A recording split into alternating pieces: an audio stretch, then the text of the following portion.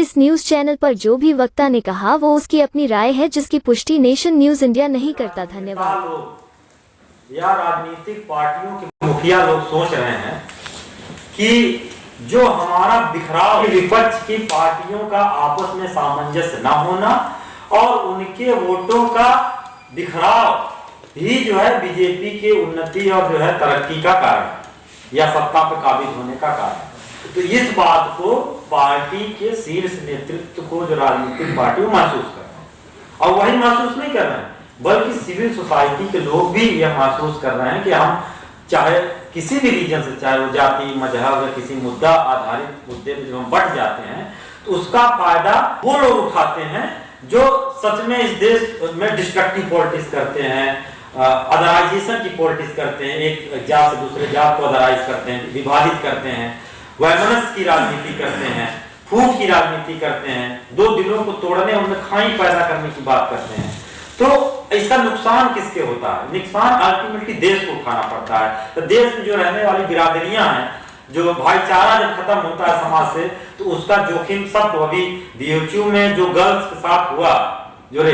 ये उसी का एक्सप्रेशन है, उस पावर की, सत्ता की भनक है कि उस पार्टी से जुड़े लोग खुलेआम देश की महिलाओं के साथ क्या कर रहे हैं, और वो सब सत्ता संरक्षित है। तो हम लोगों ने शुरू में जब से ये आगाज किया इस आंदोलन का,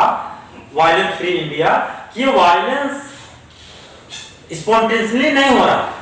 अचानक से नहीं हो रहा, बल्कि इसके पीछे सत्ता का हाथ है। और बीएचयू का केस को आप एग्जाम्पल के तौर पर ले सकते हैं, हाथरस का भी केस आप ले सकते हैं एग्जाम्पल,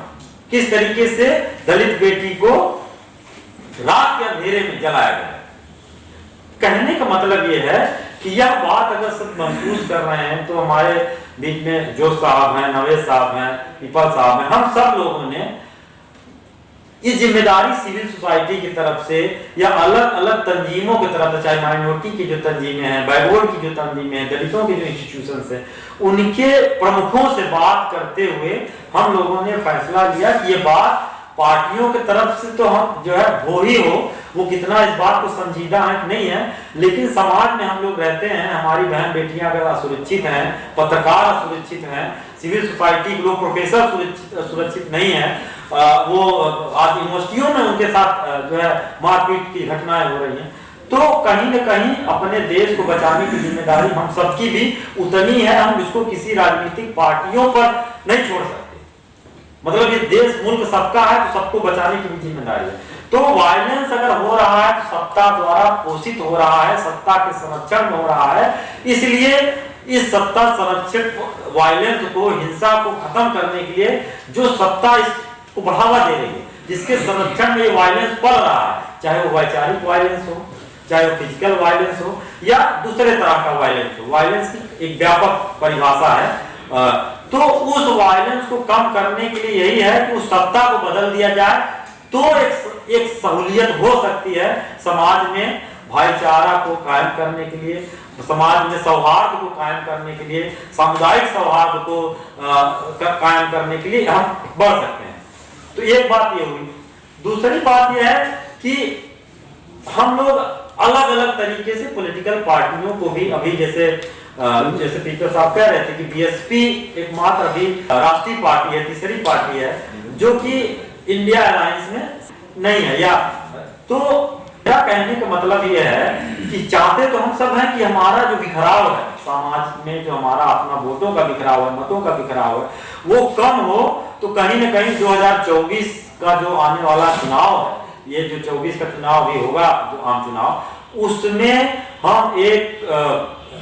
सकारात्मक पहचान, सकारात्मक बदलाव की उम्मीद कर सकते हैं। मैं ये नहीं कह रहा हूं गारंटी के साथ हम लोग नहीं कर सकते हैं, लेकिन अगर मैं कह रहा हूं उसकी संभावना अगर बन रही है तो हम सब उन संभावनाओं पर काम करने की कोशिश में लगे हुए हैं। और उसी कोशिश को आपके जरिए हम लोग पहुंचाने की कोशिश कर रहे हैं कि अगर इतनी पार्टियां आपस में मतभेद बुला करके, और अभी तो सीटों का शेयरिंग भी नहीं हुआ है, वह भी लोग बैठने के, अभी 4 मीटिंगें हो चुकी हैं, आपस के जितने डिफरेंसेस है उसको मिनिमाइज किया जा रहा है, और आगे भी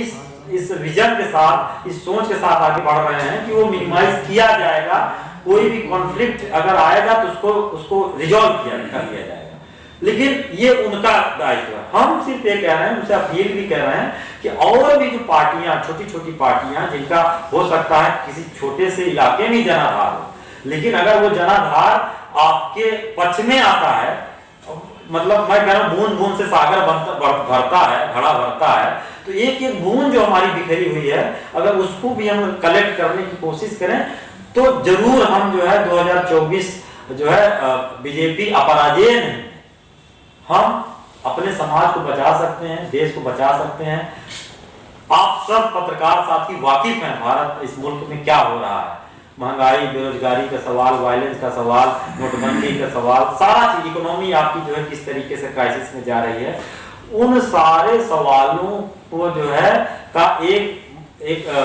सलूशन के तौर पर हम कहते हैं कि भाई 10 साल बहुत हुआ, अब जो है फिर से देश की जनता को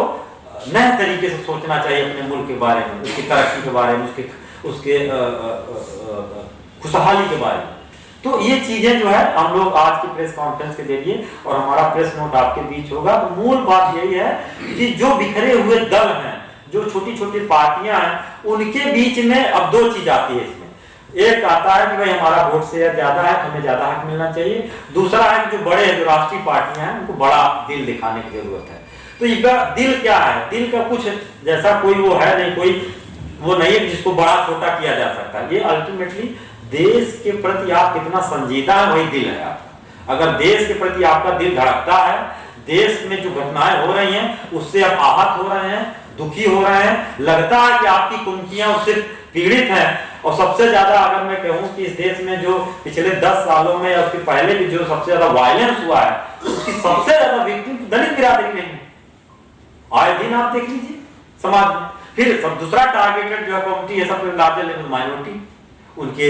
मजहबी पहचान को लेकर के, उनके आउटलुक को लेकर के, लिबास को लेकर के, वो ट्रेन वाली, चेतन सिंह वाली घटना हम सब जानते ही हैं कि किस तरीके से कोई व्यक्ति का सिर्फ पहनावा और लिबास और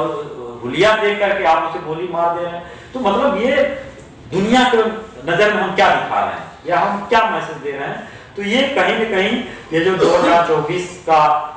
चुनाव है, ये हमें इस चुनाव को अपने मुल्क की बेहतरी की तरफ मोड़ना है, और उसके कड़ी में हम लोग चाहते हैं कि एक एकता बने, सिविल सोसाइटी में भी एकता बने, बिरादरियों में भी एकता बने, और पॉलिटिकल पार्टियां जो इस ग्रांड अलायंस से वंचित है, उनको भी, उन पार्टियों के प्रमुखों से हम लोग अपील कर रहे हैं कि आप लोग प्रयास करिए। इवन बहन जी से भी हम लोगों की अपील है, अखिलेश जी से भी अपील है, कांग्रेस के नेता से भी अपील है, सोनिया जी से, राहुल जी से भी, और दूसरे दलों से भी अपील है, आरजेडी के सुप्रीमो लालू जी से भी अपील है, कि नीतीश जी से भी अपील है कि वो लोग उन सारे लोगों को अपने पॉलिटिकल फ्रंट पर जो है जोड़ने की कोशिश करें। सिविल सोसाइटी के तौर पर जो जितने लोग यहाँ इकट्ठा हो रहे हैं, उनके बीच में हम लोग अपनी बातें ले जाने की कोशिश कर रहे हैं। इतना संदेश आप लोगों को मुझे देना था। शुक्रिया।